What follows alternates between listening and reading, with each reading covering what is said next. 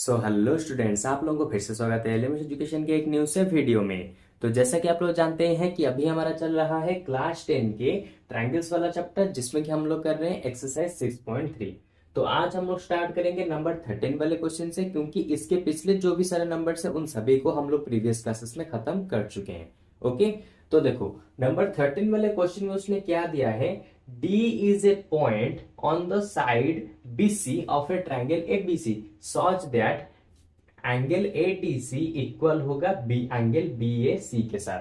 तो हमें यहाँ पे प्रूव करना है दिस, यानी कि उसने कहा है यहाँ पे एक ट्रायंगल है ABC, जिसमें कि AD जो है वो कहाँ पे लाई करता है, BC के ऊपर लाई करता है। और उसके साथ उसने ये भी गिवन दिया है कि ADC यानी कि ये वाला एंगल इक्वल होगा किसके साथ, BAC, यानी कि इस वाले एंगल के साथ इक्वल होगा। इसने ये गिवन दिया है। ओके, तो अभी हमें प्रूव करना है CA का स्क्वायर इक्वल होगा CB इंटू CD के साथ। तो मैं सबसे पहले तुम्हारा एक कॉन्सेप्ट क्लियर कर दूं कि इस वाले चीज को हम कैसे प्रूव कर सकते हैं। अगर हम किसी भी दो ट्रायंगल को, यानी कि यहां पे हमें किसी दो ट्रायंगल को सिमिलर दिखाना पड़ेगा, जिसके बाद हम उनके साइड के जब रेशियो निकालेंगे तब वहां से हमें ये चीज मिल जाएगी। तो इसका मतलब हमें यहाँ पे दो ट्रायंगल्स को सिमिलर दिखाना पड़ेगा। लेकिन वो दोनों ट्रायंगल्स कौन से होंगे? तुम्हें लग रहा होगा ये वाला ट्रायंगल और ये वाला ट्रायंगल, लेकिन नहीं। देखो वो दो ट्रायंगल्स कौन से होंगे कैसे पता चलेगा? जो उसने प्रूव करने के लिए कहा है उसी को देकर ही तुम्हें पता चलेगा कि कौन से वाले ट्रायंगल को तुम्हें यहाँ पे सिमिलर दिखाने हैं। ओके, तो देखो इसने यहाँ पे कहा है CA का स्क्वायर, यानी कि हमें यहाँ पे ऐसे दो ट्रायंगल को चूज करने पड़ेंगे जिन दोनों ट्रायंगल में CA आता हो। तो सबसे पहला देखो ADC ट्रायंगल, इस छोटे से ट्रायंगल में देखो CA आता है, तो ये हो गया फर्स्ट ट्रायंगल। ठीक है, तो मैं लिख देता हूं इन ट्रायंगल ADC। ओके, तो ये वाला ट्रायंगल हो गया। दूसरा वाला ट्रायंगल कौन होगा? दूसरा वाला ट्रायंगल होगा ABC ट्रायंगल, यानी कि ये बड़ा सा ट्रायंगल, क्योंकि इस बड़े से ट्रायंगल में आता है AC। देखो, तो अब मैं क्या लिखूंगा, in triangle ADC and triangle ABC, इस तरह से। ठीक है, या फिर इसका नाम चाहो तो तुम चेंज कर सकते हो, BAC भी लिख सकते हो, इस तरह से तुम्हारी मर्जी। ठीक है, अच्छा तो अब देखो जब हमें इन दोनों ट्रायंगल को यहाँ पे सिमिलर दिखाना है तो हमें दो चीजों की जरूरत पड़ेगी। अगर मैंने यहाँ पे दो एंगल्स को, इन दोनों ट्रायंगल्स के अंदर दो एंगल्स को इक्वल दिखा दिया, तो मैं डायरेक्टली लिख सकता हूं ये दोनों ट्रायंगल एक दूसरे के साथ सिमिलर होंगे। ओके, तो देखते हैं कौन सा एंगल यहाँ पे इक्वल होगा। यहाँ पे सबसे पहले उसने दिया है एंगल ADC इक्वल होगा किसके साथ, एंगल BAC के साथ। ये चीज उसने गिवन में दिया है, तो इस चीज को मैंने यहाँ पे लिख दिया। ठीक है, अच्छा एक और चीज देखो, और कौन सा वाला पॉइंट होगा? देखो यहाँ पे होगा ये एंगल C। एंगल C इस वाले ट्रायंगल में भी आता है और एंगल C इस वाले बड़े से ट्रायंगल में भी आता है। तो मैं यहाँ पे लिख सकता हूं एंगल C इक्वल होगा एंगल C के साथ, और रीजन हो जाएगा कॉमन, क्योंकि एंगल C इन दोनों ही ट्रायंगल्स में है। ओके, तो देखो यहाँ पे हो गया, दो पॉइंट्स हमें यहाँ पे मिल गई। तो अब मैं डायरेक्टली लिख सकता हूं ट्रायंगल, कौन सा वाला, ट्रायंगल ADC सिमिलर होगा किसके साथ, ट्रायंगल ADC सिमिलर होगा ABC के साथ। लेकिन यहाँ पे तुम्हें ध्यान से, थोड़े से यहाँ पे ध्यान देना है कैसे नेम को यहाँ पे लिखोगे। एंगल A के साथ कौन इक्वल हो रहा था? एंगल A के साथ कौन सा वाला इक्वल हो रहा था? ADC ट्रायंगल में एंगल A के साथ कौन सा हो रहा था? यहाँ पे नहीं दिया। ठीक है, एंगल A को छोड़ देते हैं, उसकी जगह को थोड़ा सा छोड़ देते हैं। फिर देखो एंगल D के साथ कौन इक्वल हो रहा था? Angle A। तो यहाँ पे D अगर बीच में है तो यहाँ पे बीच में रहेगा एंगल A। एंगल C के साथ कौन इक्वल हो रहा था? Angle C। तो इसके बाद यहाँ पे रहेगा एंगल C। ओके, तो फिर फर्स्ट में कौन बचा? सिंपल B, तो मैंने लिख दिया यहाँ पे B। ओके, तो यहाँ पे मैं सिंबल भी दे देता हूं, हो गया।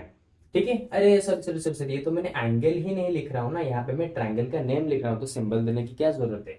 ओके, तो देखो यहाँ पे ट्रायंगल ADC सिमिलर हो चुके हैं ट्रायंगल BAC के साथ। रीजन क्या होगा? क्योंकि यहाँ पे दो एंगल है, इसलिए मैंने लिख दिया एंगल एंगल सिमिलरिटी। ओके, तो देखो अब क्या करना है, देखो यहां पे उसने दिया है सी ए चाहिए, तो मैं यहां पे लेता हूं, देखो सी ए लिख दिया। अगर ये दोनों ट्रायंगल्स यहाँ पे सिमिलर हैं तो उनका साइड भी प्रोपोर्शनल होगा, तो मैं यहाँ पे लिखता हूं सी ए। अगर यहां से लास्ट से लेके फर्स्ट तक गया तो यहां से भी लास्ट से लेके तुम्हें फर्स्ट तक लिखना है, यानी कि सी बी। ओके, अच्छा फिर देखो किसके साथ इक्वल होगा, यहां पे उसने क्या दिया है सी डी। ओके, तो देखो कैसे करेंगे सी डी, तो देखो ये हो गया सी डी, मैं लिखता हूं सी डी। अगर इस साइड में हमने सी डी इस तरह से लिया है, यानी कि लास्ट और सेकंड वाला, तो यहां पर भी ऐसे ही लेना है, यानी कि लास्ट और सेकंड वाला, यानी कि सी ए। ठीक है, देखो इस तरह से हमेशा याद रखो, जिस सिस्टमेटिक में लेते हो उसी सिस्टमेटिक में लेना पड़ेगा, सिमिलरिटी में ये चीज तुम्हें ध्यान रखनी है। ओके, तो अभी क्या करो, क्रॉस मल्टीप्लाई कर देते हैं। देखो सी ए इंटू सी ए हो गया सी ए का square, C B into C D, तो जो उसने दिया था हमें यहाँ पे मिल चुका है, प्रूव्ड। देखा, जो उसने दिया था बिल्कुल हूबहू हमने यहाँ पे निकाल के दिखा दिया, ना ही कोई नाम वगैरह लेटर वगैरह इधर उधर हुए हैं। ओके, तो चलो नंबर 13 क्वेश्चन यहाँ पे खत्म हो गया। अब चलते हैं नंबर 14 वाले क्वेश्चन की तरफ, ठीक है, क्योंकि नंबर 14 वाला क्वेश्चन थोड़ा सा टाइम टेकिंग लेगा और वो बहुत ज्यादा इंपॉर्टेंट क्वेश्चन है, उसको अच्छे से समझना। ठीक है, तो सबसे पहले नंबर 14 वाले क्वेश्चन को यहाँ पे मैं लिख देता हूं। तो देखो नंबर 14 वाले क्वेश्चन में उसने क्या कहा है, यहाँ पे दो ट्रायंगल्स हैं ए बी सी और पी क्यू आर। इन दोनों ट्रायंगल में यहाँ पे एक मीडियन है एडी और यहाँ पर भी एक मीडियन है पी एम। ओके, और उसने कहा है, यहाँ पे गिवन दिया है कि जो साइड ए बी होगा और जो साइड ए सी होगा और जो मीडियन एडी होगा, ये तीनों के तीनों किसके, यानी कि ट्रायंगल एबीसी के हैं। ठीक है, अरे देखो ए बी, उसके बाद एस सी, उसके बाद एडी, ये तीनों ट्रायंगल एबीसी के हैं। ये किसके साथ प्रोपोर्शनल में है, यहाँ पे उसने दिया है, देखो respectively proportional to side P Q.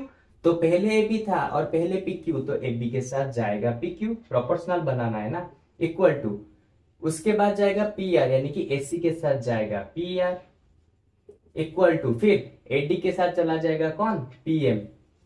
देखो एडी यानी कि मीडियन, पीएम यानी कि मीडियन, तो ये था उसने गिवन में दिया था। तो देखो फिर उसने क्या कहा है कि सो दैट ट्रायंगल एबीसी, यानी कि ये बड़ा सा ट्रायंगल सिमिलर होगा इस वाले ट्रायंगल के साथ। तो यहां पे मैं लिख देता हूं ट्रायंगल एबीसी सिमिलर दिखाना है ट्रायंगल पी क्यू आर के साथ। तो सबसे पहले मैं तुम्हें हिंट दे देता हूं, यहां पे हमें क्या करना है।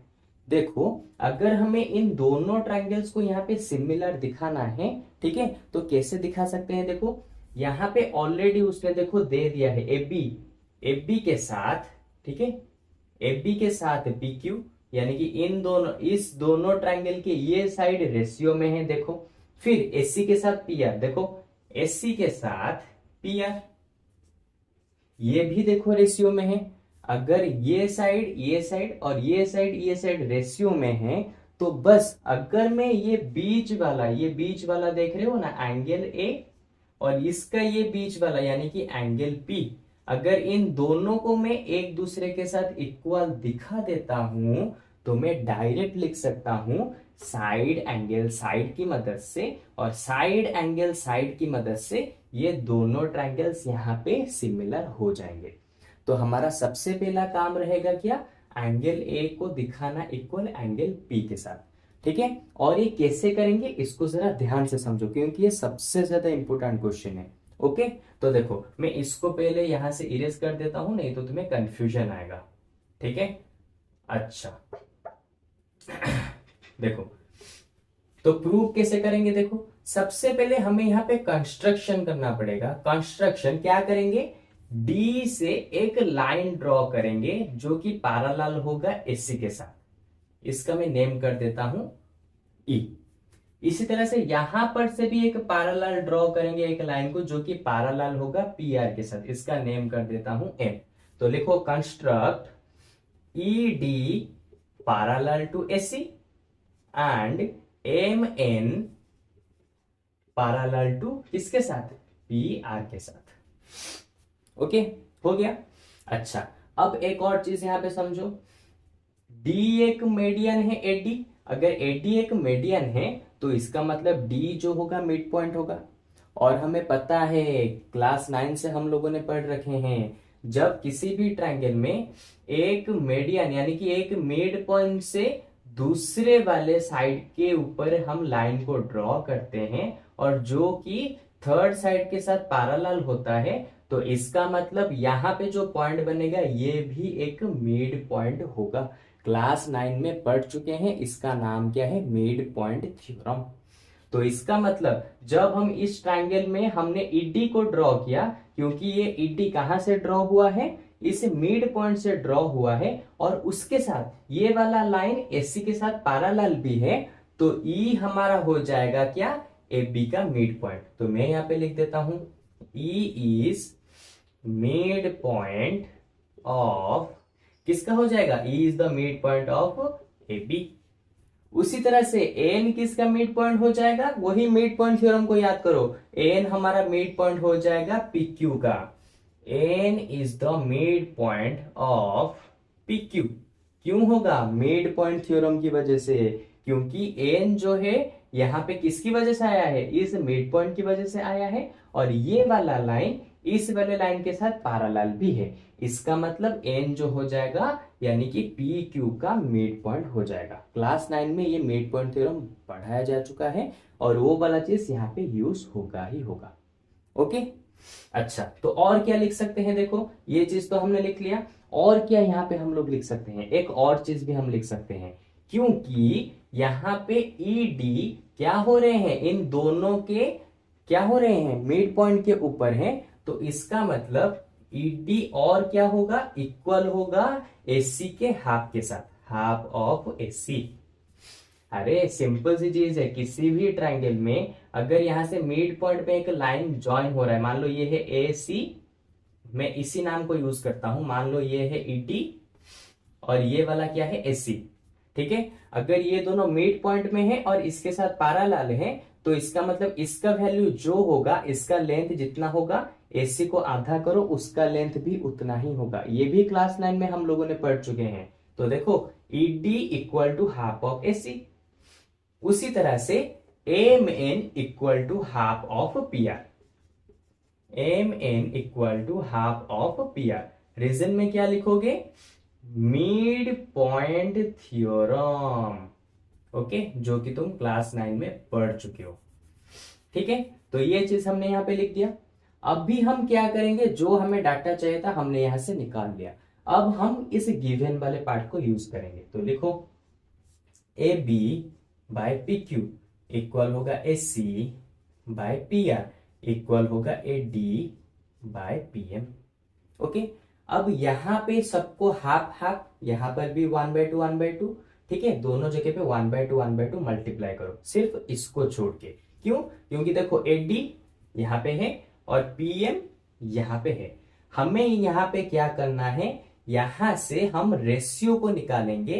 कैसे रेशियो को निकालेंगे, ऐसे रेशियो को निकालेंगे जिससे कि ये जो छोटे छोटे एंगल ट्रायंगल्स देख रहे हो यहां पे सिमिलर बन जाए। हमें यहां पे इस तरह के रेशियो को निकालना है। इसीलिए ए बी जो होगा इस ट्रायंगल में नहीं आता, इसका आधा पार्ट आता है ना, इसलिए मैं यहां पे करूंगा हाफ ऑफ ए बी। फिर PQ भी तो इस ट्रायंगल में नहीं आता ना, मुझे PQ का आधा चाहिए, इसलिए यहां पे करूंगा हाफ ऑफ PQ। उसी तरह से AC कहां गया, AC तो यहां पे नहीं आता ना, इसलिए इसको भी मैं चेंज करूंगा। कैसे चेंज करूंगा, देखो लिखो हाफ ऑफ AC, यहां पर भी लिखो हाफ ऑफ PR।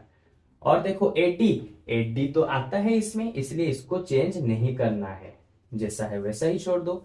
यहां पे फिर आया PM भी तो इस ट्रायंगल में आता है ना, तो इसको भी वैसे ही छोड़ दो, ठीक है। अच्छा अब देखो हाफ ऑफ AB, जब AP का हाफ करेंगे तो यहां पे मुझे ये भी मिलेगा और ये भी मिलेगा, लेकिन मैं लिखूंगा किसको, AE को लिखूंगा। क्यों, क्योंकि मुझे इन दोनों ट्रायंगल्स को सिमिलर दिखाने हैं। तो मैं लिख देता हूं हाफ ऑफ AB की जगह AE। हाफ ऑफ PQ, तो PQ का आधा तो ये भी होगा और ये भी होगा, लेकिन मैं लिखूंगा इस वाले को। क्यों, क्योंकि मुझे इन दोनों ट्रायंगल्स को सिमिलर दिखाने हैं। तो मैं लिख देता हूं PN equal to half of AC, यहां पे वैल्यू कितना निकला है हाफ ऑफ AC का, ईडी। देखो ईडी किसका पार्ट है, ईडी इस वाले ट्रायंगल का पार्ट है, देख रहे हो, अच्छे से समझो। फिर नीचे आ जाएगा half of PR, half of PR यानी कि एम एन। तो देखो एम एन इस ट्रायंगल का पार्ट है, देखो M N equal to 80/pn, इसको तो हमने चेंज किया ही नहीं था। तो अब देखो यहां पे दो ट्रायंगल्स के क्या हो चुके हैं, तीनों के तीनों साइड्स रेशियो में आ चुके हैं। लेकिन वो दोनों ट्रायंगल्स कौन से हैं, देखो A E D AD, A E D AD यानी कि ये वाला ट्रायंगल। और फिर नीचे देखो P N M N P M, P N M N P M यानी कि ये वाला ट्रायंगल। अगर इन दोनों ट्रायंगल के साइड्स रेशियो में प्रोपोर्शनल आते हैं तो मैं यहां पे क्या लिख सकता हूं, यहां पे थोड़ी सी जगह बने के यहां पे लिख देता हूं क्या, देयरफॉर ट्रायंगल, कौन सा ट्रायंगल, ए ई डी ट्रायंगल, ए ई डी ट्रायंगल सिमिलर होगा किसके साथ, ट्रायंगल पी एन एम के साथ, ट्रायंगल पी एन एम के साथ। रीजन क्या होगा, क्योंकि हमने यहाँ पे सिर्फ साइड्स का रेशियो निकाल के यहाँ पे प्रूव किया है ना, तो हम यहाँ पे लिख देंगे साइड साइड साइड प्रोपोर्शनलिटी। देखा कितना सिंपल है। अच्छा यहाँ पे हमने इसको सिमिलर दिखाया क्यों, हमने इसीलिए सिमिलर दिखाया कि अगर ये दोनों एंगल्स, ये दोनों ट्रायंगल्स यहाँ पे इक्वल हैं तो इन दोनों ट्रायंगल्स के अंदर क्या ये वाला जो पार्ट होगा ये भी तो इक्वल होगा ना। अगर ये दोनों ट्रायंगल्स यहाँ पे सिमिलर हैं तो ये वाला एंगल यहाँ पे इक्वल होंगे। मैं नेमिंग कर देता हूं angle 1 equal to angle 2, naming कर दिया मैंने। तो यहाँ पे मैं लिख सकता हूं एंगल 1 इक्वल होगा एंगल 2 के साथ, क्योंकि ये दोनों ट्रायंगल्स यहाँ पे सिमिलर हैं, ये दोनों ट्रायंगल्स यहाँ पे सिमिलर हैं, इसीलिए ये वाला एंगल इक्वल होगा इस वाले एंगल के साथ। तो मैंने लिख दिया, इसको दे देता हूं इक्वेशन 1। ओके अच्छा उसी तरह से देखो अगर मैं यहाँ पे ईडी को पैरेलल ड्रॉ किया एसी के साथ तो मुझे ये वाला एंगल इसके साथ इक्वल मिला। उसी तरह से अगर मैं यहाँ पे एक और लाइन को ड्रॉ करूं जो कि पैरेलल होगा एबी के साथ, फिर यहां पर भी उसी तरह से एक और लाइन को ड्रॉ करूं जो कि पैरेलल होगा पी क्यू के साथ, ठीक है। तो यहां पर मैं उसी प्रोसेस की मदद से इस वाले ट्रायंगल को और इस वाले ट्रायंगल को क्या सिमिलर नहीं दिखा पाऊंगा, ऑब्वियसली बात है दिखा सकता हूं। तो अगर ये दोनों यहां पे सिमिलर दिखा सकता हूं तो मैं क्या कर सकता हूं, यहां पे ये दोनों भी तो इक्वल हो जाएंगे ना। जिस तरह से ये दोनों सिमिलर हुए थे तो ये वाला एंगल ये वाला एंगल इक्वल हो गए थे, उसी तरह से ये दोनों ट्रायंगल यहाँ पे सिमिलर प्रूव करते ही ये वाला एंगल और ये वाला एंगल यानी कि एंगल 3 और एंगल 4 भी यहाँ पे इक्वल हो जाएंगे। Simple okay. लेकिन हमें यहाँ पे इस ट्रायंगल को फिर से सिमिलर दिखाने की जरूरत नहीं है, हम इसके बड़े भाई को ऑलरेडी सिमिलर दिखा के आ चुके हैं। इसलिए मैं अभी डायरेक्टली लिखूंगा क्या, सिमिलरली, ठीक है, similarly we can prove, similarly we can prove यानी कि इसी तरह से हम क्या प्रूव कर सकते हैं कि एंगल 3 भी इक्वल होगा एंगल 4 के साथ, एंगल 3 भी इक्वल होगा एंगल 4 के साथ। ओके हम इस चीज को भी यहां पे प्रूव कर सकते हैं क्योंकि जस्ट इसके भाई को अभी अभी प्रूव किया ना, इसीलिए हम इसको भी यहां पे इस तरह से प्रूव कर सकते हैं। ओके ये दे देते हैं इक्वेशन 2।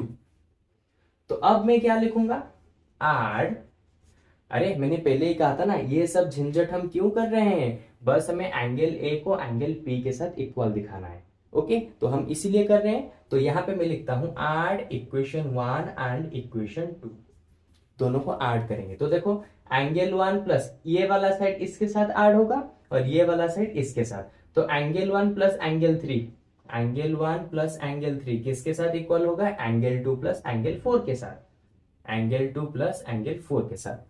तो देखो एंगल 1 और एंगल 3 मिलेंगे, एंगल 1 और एंगल 3 मिलेंगे तो ये बड़ा सा एंगल कौन बन रहा है, एंगल ए, जो हमें चाहिए था, एंगल ए इक्वल टू, फिर देखो एंगल 2 के साथ एंगल 4 को मिलाओ, एंगल 2 और एंगल 4, तो ये वाला कितना हो गया, एंगल पी। तो देखो जो हमें चाहिए था हमने यहाँ पे निकाल दिया, क्योंकि बस इसी चीज की कमी थी कि अगर यही वाला चीज हमें यहाँ पे मिल जाए तो डायरेक्टली हम बता सकते हैं कि एबीसी ट्रायंगल पीक्यूआर ट्रायंगल के साथ सिमिलर होगा। देखा कितना सिंपल था। अच्छा, अब मैं क्या करता हूं, यहाँ पे थोड़ा सा इरेज करके जगह को बना लेता हूं ताकि बाकी का काम हम यहाँ पे कर सके। और देखो और कुछ भी बाकी नहीं है, बस 2-3 लाइन अभी बस लिखना है, उसके बाद हमारा प्रूफ खत्म हो जाएगा। ठीक है, तो देखो अब चलते हैं प्रूफ की तरफ, क्योंकि हमें सारे डाटा यहाँ पे मिल चुके हैं। तो उसने क्या दिया था प्रूफ करने के लिए, उसने दिया था ट्राइंगल एबीसी सिमिलर होगा ट्राइंगल पीक्यूआर के साथ। तो मैं लिखता हूं in triangle ABC and triangle PQR. तो इन दोनों ट्राइंगल्स में देखो सबसे पहले एंगल ए इक्वल होगा angle P, angle A equal होगा एंगल पी। मैं लिख देता हूं प्रूव्ड अबव, हम लोगों ने अभी अभी इसको प्रूव किया है। तो देखो फर्स्ट वाला एंगल दोनों में कॉमन, यानी कि दोनों में मिल चुके हैं, इक्वल होंगे। अच्छा, तो और क्या हमें मिल सकता है, देखो यहां पर देखो ना, ये वाला पार्ट तो गिवन में ऑलरेडी दिया है, जो कि होगा इन दोनों ट्रायंगल्स के साइड का रेशियो। ठीक है, तो यहां पे मैं इसको भी यूज कर लेता हूं, A B by P Q equal to A C by P are.